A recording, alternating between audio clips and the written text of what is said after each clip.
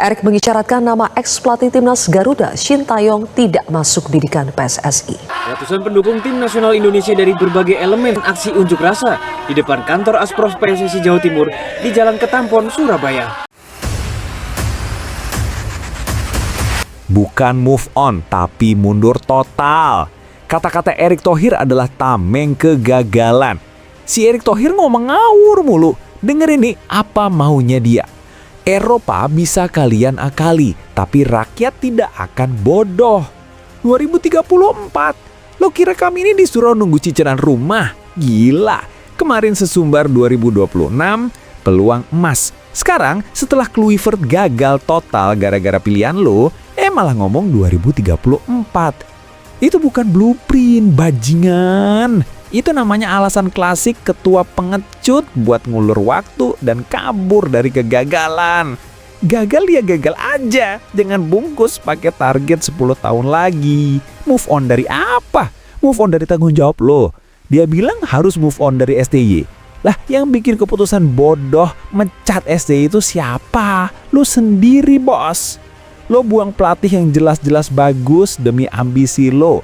Sekarang timnas senior nggak main FIFA Match di November, diganti U22. Hei, itu bukan pembinaan, itu kebodohan. Lo jadiin FIFA Match Day jadi ajang uji coba SEA Games, bukan malah jadi ajang naikin rank FIFA agar dapat pot tinggi di Piala Asia. Ini bagian paling ngajak berantem. Dia bilang susah cari pelatih kelas dunia gara-gara supporter suka bullying. Setan. Pelatih top itu nggak takut sama tweet kami, dia takut sama kepemimpinan lo yang amburadul. Mereka ngelihat lo pecat SCI seenaknya. Mereka ngelihat liga kita nggak jelas. Kami bully karena hasil lo sampah. Itu beda. Kalau lo nggak kuat dikritik, kalau lo nggak tahan tekanan dari rakyat, lepas jabatan lo.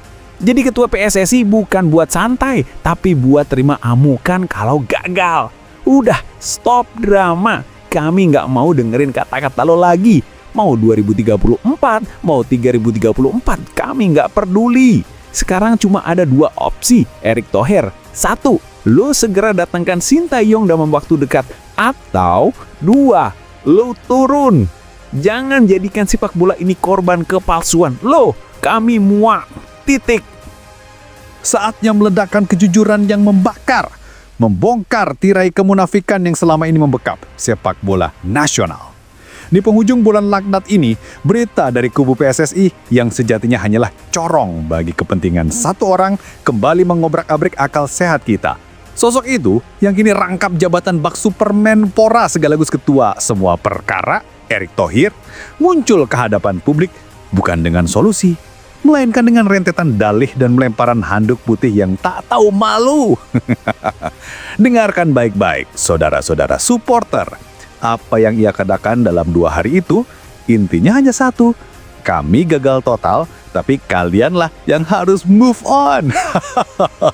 Setelah kegagalan memalukan di babak kualifikasi Piala Dunia 2026, yang konon katanya ada target peluang emas yang kita kejar mati-matian. Erick Thohir, sang nahkoda yang memilih nahkoda karam bernama Patrick Kluivert, kini malah muncul dengan wajah datar dan menegaskan target kita mundur ke Piala Dunia 2034.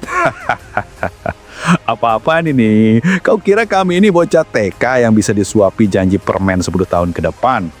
Rakyat ini bermimpi melihat merah putih berkibar di pentas dunia saat ini, bukan saat anak-anak kami sudah lulus kuliah. Ini bukan blueprint. Ini namanya alasan klasik ketua gagal untuk mengundur waktu dan mencuci tangan dari kegagalan terbesarnya. Jutaan pasang mata kecewa. Dan apa responsmu, wahai Tuan Ketua? Kami tidak akan menunjuk kembali Shin Tae-yong. Kita mesti move on. Move on dari apa? Dari satu-satunya pelatih yang membawa kita ke level Asia. Move on dari pelatih yang kau depak di tengah jalan demi ambisimu yang terburu-buru. Kau yang membuat keputusan fatal, kau yang menghancurkan momentum, tapi kami yang disuruh move on? Tidak kan. Kami tidak akan move on dari tanggung jawabmu untuk menjelaskan mengapa orang yang kinerjanya jelas-jelas lebih baik dari pilihanmu harus disingkirkan. Kau mencoreng nama STY demi menutupi kebobrokan taktik pilihanmu sendiri, Kluivert. Dan kini kau bilang, kami sudah evaluasi kelebihan dan kekurangan mereka. Bullshit! Evaluasi macam apa yang berujung pada pemecatan yang berhasil dan mempertahankan kegagalan? PSSI belum akan mengumumkan pelatih baru. Masih perlu waktu konsolidasi karena peringkat FIFA kita belum tinggi. Lagi-lagi dalih. Peringkat FIFA itu naik bukan karena doa, Tuan. Peringkat itu naik karena kemenangan. Kemenangan datang dari persiapan dan pelatih berkualitas. Sudah memecat satu mengganti dengan yang gagal dan kini kau bilang butuh waktu. Lama-lama kami curiga kau tidak punya rencana B. Kau hanya sedang panik mencari pemadam kebakaran sambil menutup hidung agar tidak menciumpau hangus kegagalanmu sendiri. Kau membuang waktu dan membuang-buang potensi. Timnas senior tidak akan tampil di FIFA Matchday November dengan di Timnas U22. Ini bukan strategi pembinaan berjenjang. Ini namanya menyembunyikan mayat. Timnas senior gagal, pelatihnya tiada, dan kau memilih menarik tim dari panggung internasional agar aib ini tidak terulang di depan mata dunia. Jangan bungkus kepengecutan ini dengan istilah blueprint atau pembinaan. Itu hanya cara licikmu untuk meniadakan perhatian publik dari kekosongan kepemimpinan di tim senior. Timnas U22 yang menjadi tumbal dikorbankan untuk menambal lubang yang kau buat sendiri. Erick Thohir, dengarkan teriakan ini. Kami, para supporter sejati, sudah muak dengan retorika manismu yang selalu berakhir pahit. Kami menolak move on dari tanggung jawabmu. Kami menolak menerima kegagalanmu sebagai takdir. Sepak bola Indonesia bukan ajang percobaan try and error kepemimpinanmu. Ini adalah harga diri bangsa. Kau bilang kau akan mengurus semua cabang olahraga sebagai Menpora. Tapi sebagai ketum PSSI, kau membuat keputusan paling krusial yang paling diperpanahkan dalam sejarah federasi. Kau harus bertanggung jawab. Jangan hanya muncul di TV dengan senyum palsu sambil meminta maaf. Permintaan maaf itu tak akan mengembalikan waktu yang terbuang. Kami tidak di pihakmu. Kami ada di pihak timnas dan mimpi rakyat yang kau injak-injak. Cari pelatih baru yang benar, berhenti menjual janji 2034 dan tunjukkan kerja nyata. Atau hadapi kemarahan jutaan supporter yang kini sudah berada di titik diri. Tutup mulut tuh dan mulai bekerja atau lengsarkan dirimu. Indonesia sudah terlalu lama dikendalikan oleh drama kepemimpinan yang gagal. Cukup. Mari kita tambahkan lapisan terbaru dari drama yang tak ada habisnya ini. Dalih paling memuakkan yang keluar dari mulut sang ketua, menggiring supporter sebagai sumber masalah. Dengarkan baik-baik, Erick Thohir. Kami tahu-tahu menyebarkan narasi itu. Mencari pelatih kelas dunia itu susah karena atmosfernya begini. Supporter suka membuli. Ini memperburuk citra dan mempersulit PSSI mencari pelatih. Perengsek. Kau pikir para pelatih top dunia itu takut pada teriakan dan meme di internet? Mereka takut pada kepemimpinan yang tidak jelas dan organisasi yang tidak profesional. Mereka tidak datang bukan karena bullying supporter. Mereka tidak datang karena kau telah membuat PSSI terlihat seperti sarang gagal total yang tidak layak dipercaya. Jangan jadikan kemarahan kami sebagai tamengmu. Kemarahan supporter itu adalah respons alamiah dari hasil kerjamu yang amburadul. Jika tim menang, kami angkat kau sebagai pahlawan. Jika tim gagal karena keputusan bodoh, kami teriak sekeras mungkin. Ini namanya tanggung jawab publik, Tuan. Di Eropa, di Amerika Latin, dimanapun sepak bola menjadi agama, supporter akan selalu kritis terhadap kegagalan manajemen. Jika kau tidak tahan dengan tekanan dari supporter, jika kau takut pada kritik yang membangun, lepas jabatanmu. Menjadi ketua umum PSSI bukan untuk mencari ketenangan, melainkan untuk menghadapi badai yang kau ciptakan sendiri. Kau yang memperburuk citra PSSI, bukan kami. Kami hanya menuntut satu hal yang sederhana, tanggung jawab atas keputusanmu. Berhenti menyalahkan rakyat yang kau layani. Berhenti menyalahkan kami yang sudah mengorbankan segalanya.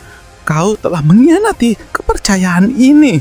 Sekarang terima konsekuensinya tanpa melebar kotoran ke wajah supporter. Sudah cukup alasan.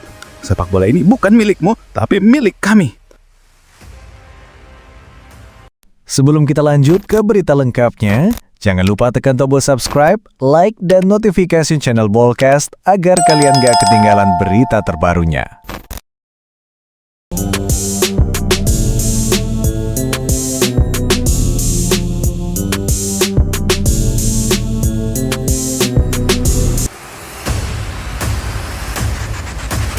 Gerald Vandenburg, pelatih Timnas Indonesia U30, menegaskan dalam wawancaranya bahwa pemusatan latihan yang digelar sejak 20 Juni hingga 14 Juli di Jakarta difokuskan untuk memperbaiki dua aspek yang dianggap masih lemah, fisik dan teknik.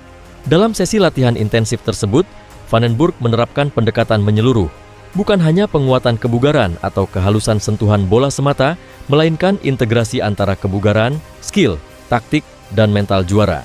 Ia juga menekankan latihan internal 11 lawan 11 sebagai pengganti uji coba eksternal yang banyak batal untuk menguji langsung kekompakan dan kemampuan pemain dalam situasi pertandingan nyata.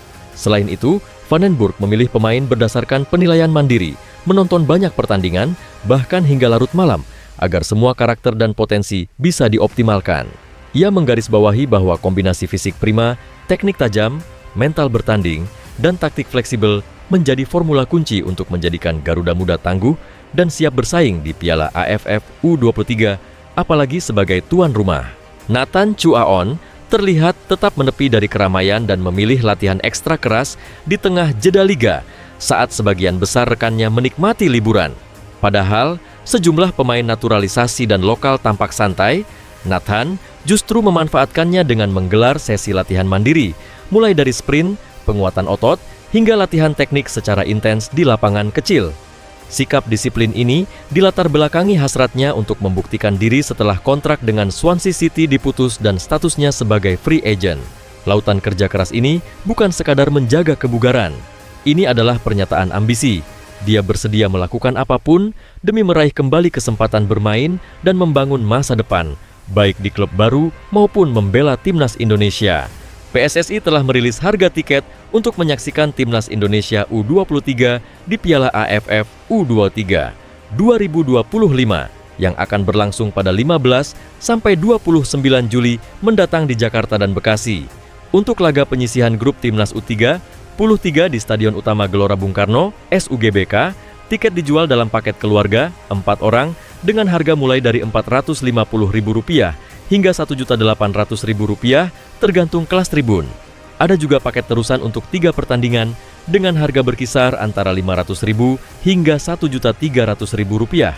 Sedangkan pertandingan di Stadion Patriot Candrabhaga, Bekasi, tiket dijual satuan tanpa paket. Harga untuk kategori tribun di stadion ini sangat terjangkau, mulai dari Rp50.000 hingga Rp100.000 per pertandingan. Penjualan resmi tiket dilakukan melalui aplikasi Livin by Mandiri dengan akses lewat akun Garuda ID dan setiap pembeli berhak mendapatkan e-tiket serta perlindungan asuransi. PSSI juga mengimbau untuk tidak membeli tiket dari calo demi menjaga keaslian serta keamanan akses masuk stadion. Shin Tae-yong, mantan pelatih timnas Indonesia, menunjukkan sisi emosional dan kebapakan saat memberikan ucapan selamat kepada Rizky Ridho yang baru saja melangsungkan pernikahan dengan sang istri, Sandy Aulia. Momen itu menjadi perhatian publik karena meskipun STY tidak dapat hadir secara langsung di acara pernikahan yang digelar di Surabaya, ia tetap menyempatkan diri menyampaikan pesan khusus dari Korea Selatan melalui rekaman video yang ditampilkan dalam acara resepsi. Dalam video berdurasi singkat namun penuh makna itu, STY menyampaikan doa terbaik untuk Ridho dan istrinya, berharap agar kehidupan rumah tangga yang baru mereka bangun dipenuhi kebahagiaan, kedamaian, dan cinta yang langgeng. Ia juga menyelipkan pesan motivasi untuk Ridho agar terus menjaga performanya, tetap disiplin, menghindari cedera, dan bermain sebaik mungkin, terutama menjelang babak keempat kualifikasi Piala Dunia 2026 yang akan segera dijalani timnas Indonesia. Pesan ST terasa begitu personal karena dalam ucapannya ia menyebut Ridho sebagai salah satu pemain yang sangat ia banggakan, dan ia mengaku telah menganggap Ridho layaknya anak sendiri. Ridho pun tampak haru saat menonton video tersebut bersama sang istri, bahkan secara spontan menyebut STY sebagai ayah di hadapan para tamu undangan, sebuah panggilan yang memperlihatkan kedekatan emosional dan kekeluargaan yang telah terbangun kuat selama beberapa tahun terakhir di timnas Indonesia. Hubungan ini menjadi simbol dari ikatan pelatih dan pemain yang lebih dari sekadar profesionalisme, tetapi juga keluarga. Ketua Umum PSSI, Erick Thohir, secara resmi memastikan bahwa Mauro Zijlstra, penyerang muda keturunan Indonesia Belanda yang kini berkarier di FC Volendam, akan segera menjalani proses naturalisasi untuk memperkuat timnas Indonesia di level senior. Kepastian ini disampaikan menyusul perkembangan signifikan sepanjang 2024 dan 2025 saat nama Mauro mencuat sebagai calon kuat yang diminati PSSI. Erik menyampaikan bahwa pihaknya telah melayangkan surat resmi kepada Kementerian Pemuda dan Olahraga. Kemudian diteruskan ke Kementerian Hukum dan HAM serta Kementerian Sekretaris Negara. Dan bahkan telah mendapat dukungan dari Presiden dan DPR sebagai bagian dari percepatan proses. Mauro yang saat ini berusia 20 tahun mencuri perhatian lewat penampilannya di tim U21 FC Volendam dengan torehan produktif, mencetak 17 gol dan 4 assist dalam 21 penampilan. Ia juga sempat diberi kesempatan main di tim senior. Statistik itu membuatnya masuk radar PSSI sebagai jawaban atas kebutuhan timnas senior maupun U23 Indonesia, terutama menjelang putaran keempat kualifikasi Piala Dunia 2026 dan turnamen U23 seperti ASEAN Championship serta kualifikasi Piala Asia 2026. Dengan bidang penyerangan yang sempat terkesan menipis, kehadiran Mauro dianggap bisa membawa daya ledak baru yang sangat dibutuhkan. Erik menegaskan bahwa Mauro Zijlstra merupakan satu-satunya nama pemain senior yang tengah diproses naturalisasinya saat ini. Meski demikian, PSSI juga menyiapkan 3 calon naturalisasi di timnas putri untuk memperkuat skuad menjelang kompetisi besar. Rencana naturalisasi ini merupakan bagian dari strategi jangka panjang PSSI dalam mencari talenta global demi membangun tim nasional yang kompetitif. Menjelaskan bahwa opsi pemain naturalisasi bukan lagi pembicaraan sampingan tapi elemen aktif dalam perencanaan skuad utama. Publik sepak bola nasional kini menunggu langkah berikutnya dalam proses formal Mauro, dari pengajuan dokumen hukum hingga potensi pemanggilan ke timnas senior. Jika semuanya berjalan mulus, Liga Dokumentasi resmi bisa memperlihatkan debutnya di lapangan hijau bersama skuad Garuda. Momentum ini pun dianggap bisa menjadi awal era baru, di mana talenta keturunan yang memiliki hubungan darah dengan Indonesia secara legal akan diperhitungkan secara serius dalam skema peningkatan performa timnas.